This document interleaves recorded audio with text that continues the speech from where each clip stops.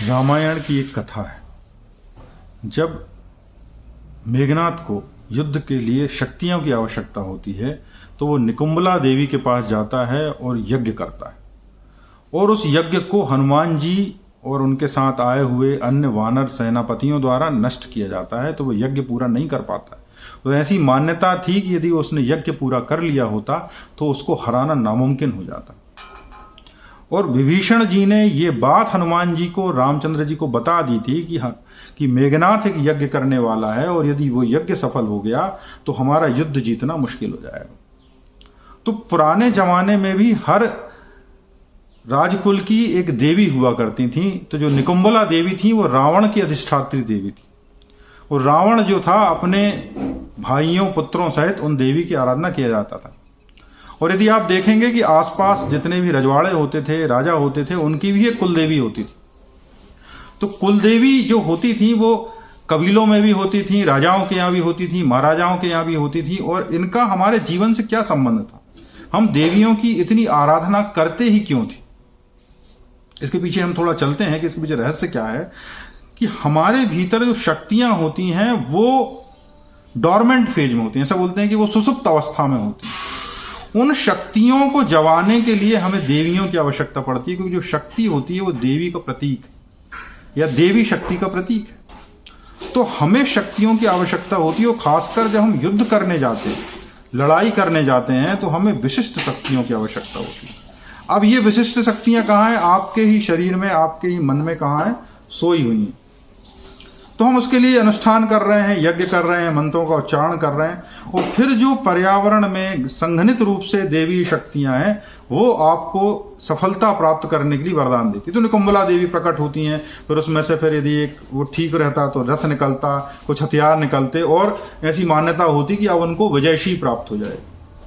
तो हमारे जीवन में भी यदि हम देवियों को मानते हैं, अपने भीतर की देवी शक्तियों को मानते हैं, तो हमारे जीवन में यदि हमें कोई उच्चतर संगान करना हो, समझ रहे हैं, यदि कोई हमें ऊंचा लक्ष्य हासिल करना हो, हमें जीवन में कोई श्रेष्ठता हासिल करनी हो, हमें कोई बड़ी लड़ाई लड़नी हो, तो हमें अतिरिक्त शक्ति की आवश्यकता होती है। क्योंकि साधारण शक्ति से हम साधारण जीवन तो जी सकते हैं, हम कोई विशिष्ट कार्य नहीं कर सकते, और विशिष्ट कार्य करने के लिए हमें विशिष्ट शक्तियों की आवश्यकता होती है। और जब विशिष्ट शक्तियों की आवश्यकता होती है तो उनके लिए विधि और विधान बनाए गए कि ये मंदिर बनाया गया, वहां देवी बनाई गई, मंत्र बनाए गए, और सिस्टम बनाया गया कि उस सिस्टम से आप अपनी उन एनर्जीज को बाहर ला सको और प्रकट कर सको। इसलिए सारे जो राजा थे वो दुर्गा जी का या किसी देवी का, देवी रूप में शक्तियों की इतनी आराधना किया करते।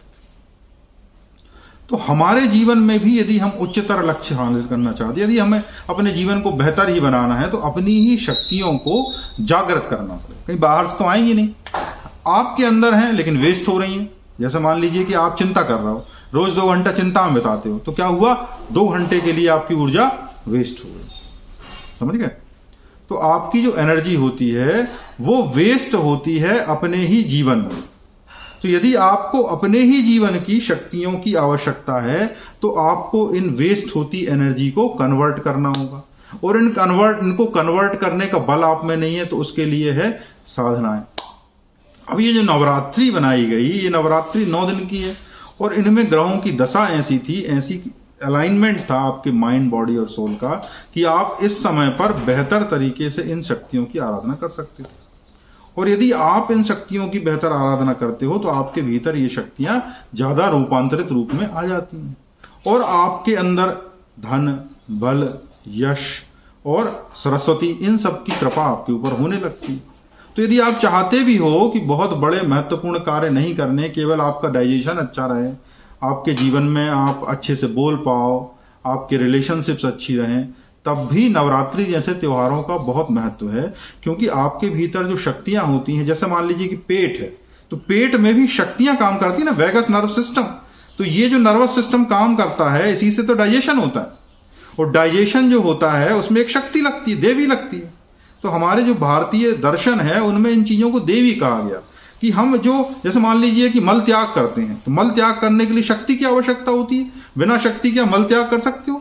नहीं कर सकते, क्योंकि जो उदान वायु होती है, अपान वायु फिर उदान वायु, उदान वायु जब मजबूत होती है तो आप अच्छे से डिफिकेट कर पाते हो, आसानी से आप मल त्याग कर पाते हो, तो आपका क्या होता है? कॉन्स्टिपेशन नहीं होता है।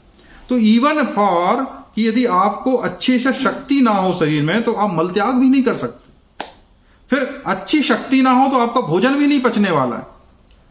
ठीक है, आपके कंठ में यदि शक्ति ना हो तो आप कोई अच्छी बात बोल नहीं सकते, कॉन्फिडेंस से कह नहीं सकते। यदि आपकी संकल्प शक्ति आज्ञा चक्र तक ना पहुंची हो तो आप अच्छे से कहीं कमांड नहीं कर सकते, आपकी अथॉरिटी, आपकी कमांड वो कमजोर पड़ जाती।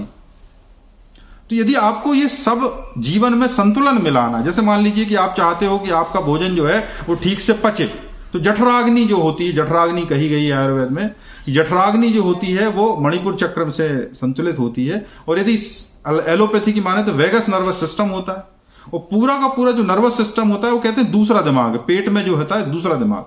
तो दूसरा दिमाग जो है एक तरह से शक्ति होती है, और यदि आपकी ये शक्ति सही डायमेंशन में काम नहीं कर रही तो आपको खाना ठीक से पचेगा नहीं, वो खाना ठीक से पचेगा नहीं तो आपको डकार आएगी, फिर आपका जो है सुबह मूवमेंट अच्छी नहीं होगी, आप अच्छे से मोशन नहीं कर पाओगे, आपको खाना अच्छे से पचेगा नहीं तो आप पूरे दिन आलस्य में रहोगे, आपके अंदर ऊर्जा नहीं रहेगी कुछ नया काम करने की, कुछ नया चैलेंज लेना नहीं चाहोगे, है ना।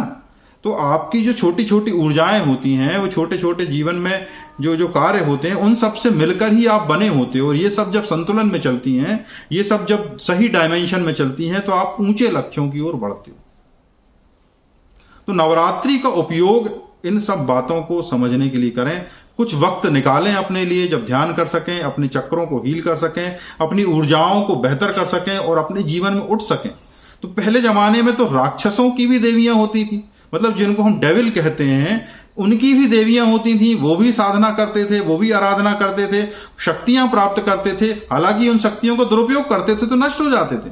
तो आज के समय में यदि आप साधारण जीवन भी जीना चाहते हो तो आपको देवी शक्तियां जो हैं उनकी आवश्यकता है, और आप उनको छू सकते हो, उनसे कृपा प्राप्त कर सकते हो, उनसे एनर्जी प्राप्त कर सकते हो। थोड़ा सा उस दिशा में चलना होगा, आपको बेहतर ऊर्जा मिलेगी और आपकी जीवन ऊर्जा बढ़ेगी, आपके हर डायरेक्शन में वो ऊर्जा काम करेगी।